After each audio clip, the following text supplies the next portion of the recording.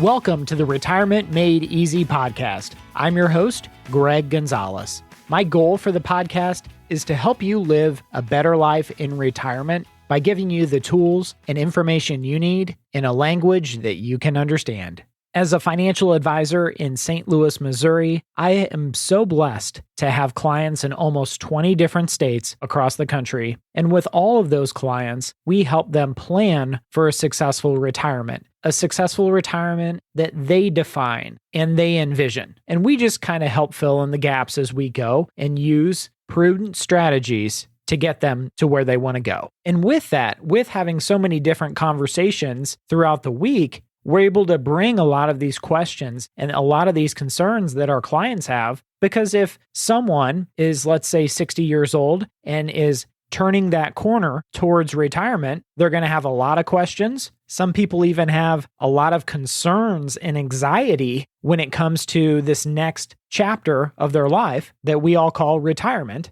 And a lot of people like having a financial advocate in their corner that has done this before, that has coached dozens and dozens of people. And that's why we not only help our clients, but we help you on the Retirement Made Easy podcast. Every week, we come up with a new episode with new information, with new advice that's going to help you, the listener, as you plan for your own retirement. And on this episode, we're going to talk about the question that I've been getting probably a few times already this year is, how do I know when I'm ready to retire? How much do I need to have saved for retirement before I can pull the trigger? We're going to talk about a couple studies that were done from Fidelity. We're going to talk about what Dave Ramsey says about this. So this episode is going to be devoted to helping you understand how we determine how much someone needs to have saved before they're ready to retire. I even had a client recently, Betsy, that said, when can I afford to retire? She used the word afford, like, can you afford this purchase or whatever it is? But I like that. When can I afford to retire? I wrote that down from a meeting I had with Betsy and her husband this past week, and that has just kind of stuck with me. So we're going to cover all of that on today's episode of the Retirement Made Easy podcast. But I wanted to remind listeners to check out our website, which is retirementmadeeasypodcast.com. While you're there, you can submit your questions to the podcast. So at the bottom, it'll say, Ask Greg a question. You can type that in and submit it. If it's a good question for the podcast, I will go ahead and ask your permission to do so, just like many of your fellow listeners have done in the past. So always love to hear your questions and submit those right there at the website. And while you're there, you can download our free resources, such as our budgeting tool for pre-retirees as you're kind of preparing for that retirement and figuring out, okay, what am I spending? Where is my money going every month? Check out that free budgeting tool, as well as my retirement secret sauce. That's kind of the hidden gem on our website. So this episode, we wanted to try to answer that question. How much do I need to be able to retire? How much do I need to have saved for retirement to be able to afford to retire the way I want to? Dave Ramsey had a YouTube video that you can check out. It's called, How Do I Know When I Have Enough Money to Retire? And he discusses this and even discusses a tool that he has available called the RIQ. It's called the Retire Inspired Quotient. And it's a free tool that is available on his website, daveramsey.com. You'll just search for RIQ and you'll find it. And what he says is it's going to depend on the lifestyle that you want in retirement, that you foresee. And this RIQ gives you the number. It's trying to back into a number that you're going to need to have saved to be able to retire comfortably based on the retirement that you foresee. And what I mean by that is what kind of returns your nest egg is going to hypothetically provide you, and how long you're going to be retired, how long you're going to live, what kind of retirement you're going to have, how much are you going to spend every year, those kinds of variables. And so this RIQ tool is not only free, but you get to decide and figure that out. So I think that would be a good starting point if I were someone out there trying to figure out how much you're going to need saved. So check out that RIQ.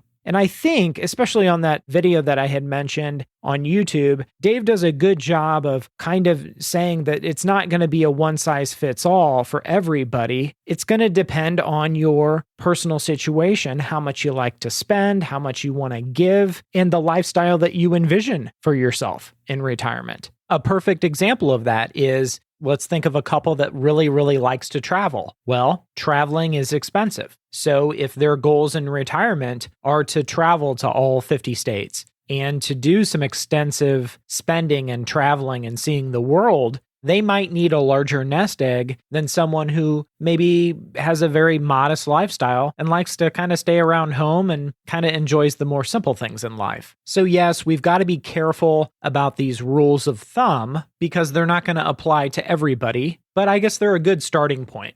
They're a very, very good starting point. And another article that I wanted to mention was on Fidelity's website. Fidelity is a huge, huge brokerage firm. They're one of the largest 401k vendors in the country, if not by now the largest 401k vendor in the country. So a lot of people have their company retirement plans through a company like Fidelity. And anyway, they have a article that was published in July of 2020, and it's entitled, "How Much Do I Need to Retire?" And so Fidelity has a rule of thumb that by age 67, you need to have saved 10 times your income, your annual income. So let's say you make $50,000. By the time you get to 67, you want to retire, you need to have $500,000 saved in your nest egg to be able to retire. That's their rule of thumb. The article goes on to say their rule of thumb says that you need to have 8 times your income saved by age 60. So going back to our example, assuming somebody made $50,000 a year, by the time they hit 60, they would need to have $400,000 saved in their retirement nest egg, according to this Fidelity article.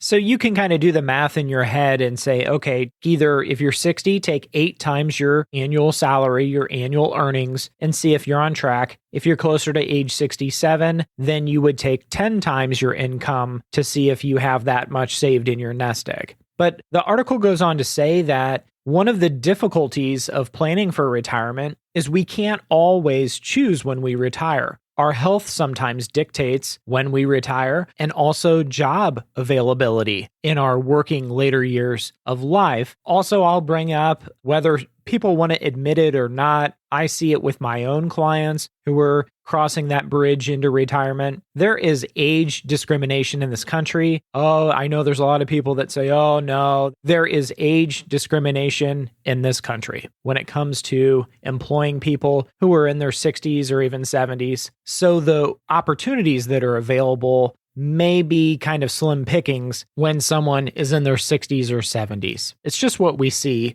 on a regular basis with our own clients. Now, what's interesting is I wanted to look at an article that took into account the average 401k balances for Americans to kind of see where we're at, to see if somebody who's 60 has 8 times their income saved in their retirement nest egg, and the average 67-year-old, do they have 10 times saved in their 401k or retirement nest egg? So what we wanted to do was look at the average 401k balance. And so there's an article called The Average 401k Balance by Age. It's dated March 17th of 2021, published by NerdWallet. And what they did was they looked at Fidelity Investments report. Fidelity is the largest 401k vendor custodian in the country. So they're able to come out with these reports on an annual basis. And this one was actually just a few years old, so 2018. And they're reporting the average 401k balance.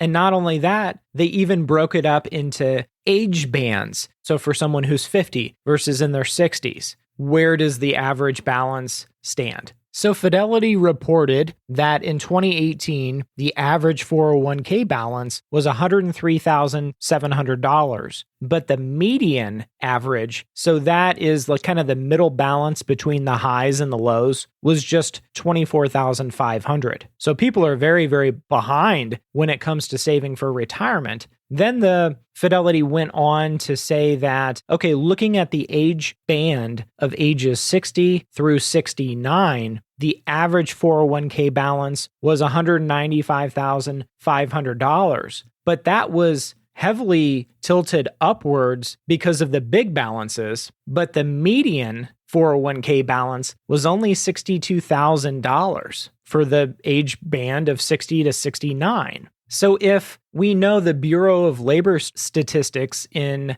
Q4 and the fourth quarter of 2020 came out with a study that said the average American salary or annual earnings was $51,168. That's pretty much like our $50,000 example we were talking about. If we took let's say a 60-year-old who, based on Fidelity's study or rule of thumb, needs to have 8 times that, so that's roughly $400,000, and we go back to Fidelity's 401k summary, that the average 60-year-old doesn't have anywhere near $400,000 saved in their 401k, that's a problem for a lot of people. But not all people. Maybe, just maybe, people have money saved outside of their 401k that Fidelity did during this study. And so those figures, those accounts were not included in this total. So maybe let's imagine somebody had Roth IRAs or investment accounts outside of their employer 401k, and that wouldn't be included in this study. That's certainly a possibility. And of course, we have clients that invest outside of their 401k, those that are still working, that is.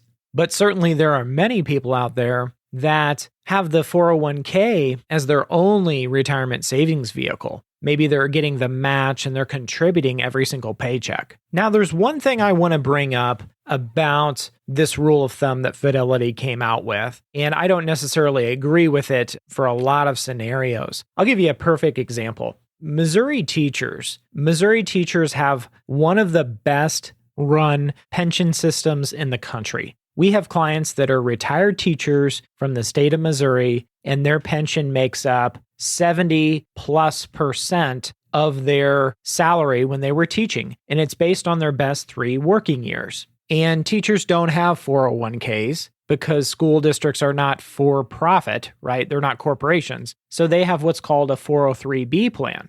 So this same formula would not necessarily work for a teacher because these teachers, their retirement plan is going to be much, much different because they're depending on this wonderful, handsome pension that they're going to be living on for the rest of their lives in retirement. So maybe they don't need to have as much saved for retirement in their 403B. Missouri public school teachers that are in the PSRS retirement system, they contribute 14.5% of their salary towards their pension plan. So that's a perfect example of maybe someone that's planning for retirement that is looking at that Fidelity's rule of thumb saying that, oh, you need 8 to 10 times your salary, depending on when you want to retire. You need to have 8 to 10 times your salary saved for retirement in a nest egg. That is not taking into account a teacher or a firefighter or a police officer or someone who's in the public sector that's going to have a really, really nice pension that they've been paying into all these years. So I would be careful with that, the rule of thumb. If you don't have a pension,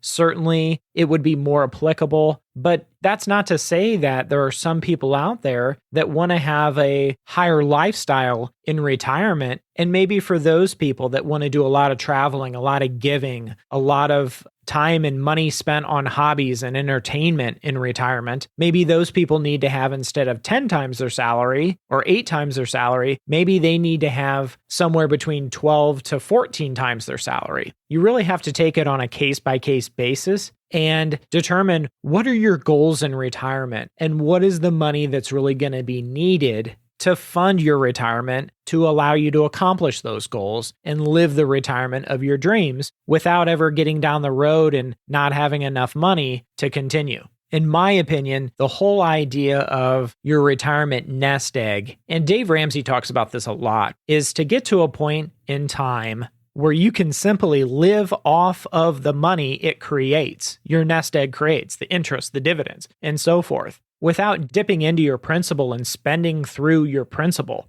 And that's why so many people want to get to that point where, okay, they can live off of that retirement nest egg, whatever it may be. Maybe it's a 401k or retirement savings account like that, like a Roth IRA. Now they can just live off of the earnings of those retirement savings, and that replaces the money they need to sustain their lifestyle and make them happy. Dave Ramsey talks about, and I love this analogy, a goose lays golden eggs. Well, the golden eggs are the money that you're going to live on in retirement. So you don't want to kill the goose, which is the principle. You want to only live on and spend through the golden eggs and survive on the golden eggs provided by your goose.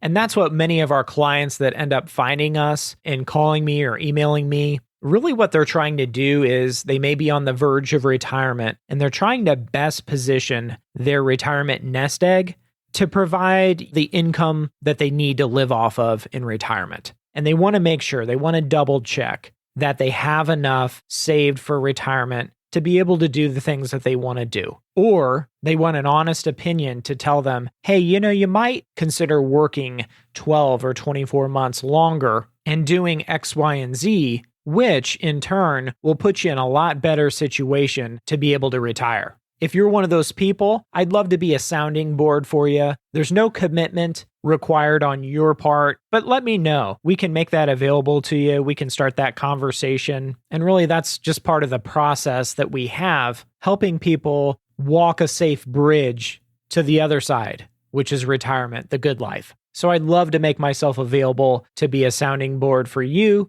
as you plan for your own retirement. Contact me at retirementmadeeasypodcast.com. That's retirementmadeeasypodcast.com. I hope this episode has been helpful and has really given you a better idea of how much you're going to need to have saved for retirement. Maybe you're already retired and looking at, gosh, did I have enough saved to retire based on all these studies that we talked about today? There's no cookie cutter approach for retirement. So if you're 60 years old and you don't have 8 times your salary saved for retirement, or if you're 67 for that matter, and you don't have 10 times saved for retirement, 10 times your salary, that is, saved for retirement, you may still be in a good shape, depending on the goals that you have and the life that you envision in retirement. So don't take that study as the final word on retirement planning and what you need to have saved, because everybody's situation is completely different.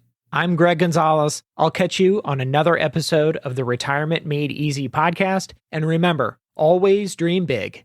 The opinions voiced in this material are for general information only and are not intended to provide specific advice or recommendations for any individual. To determine which investments may be appropriate for you, please consult your attorney, tax advisor, or financial advisor prior to investing. This is a hypothetical example and is not representative of any specific investment. Your results may vary. All performance referenced is historical and is no guarantee of future results. All indices mentioned are unmanaged and may not be invested into directly. The SmartVestor program is a directory of investment professionals. Neither Dave Ramsey nor SmartVestor are affiliates of St. Louis Retirement Advisors or LPL Financial. There is no guarantee that a diversified portfolio will enhance overall returns or outperform a non-diversified portfolio. Diversification does not protect against market risk. All investing involves risk, including loss of principal. No strategy assures success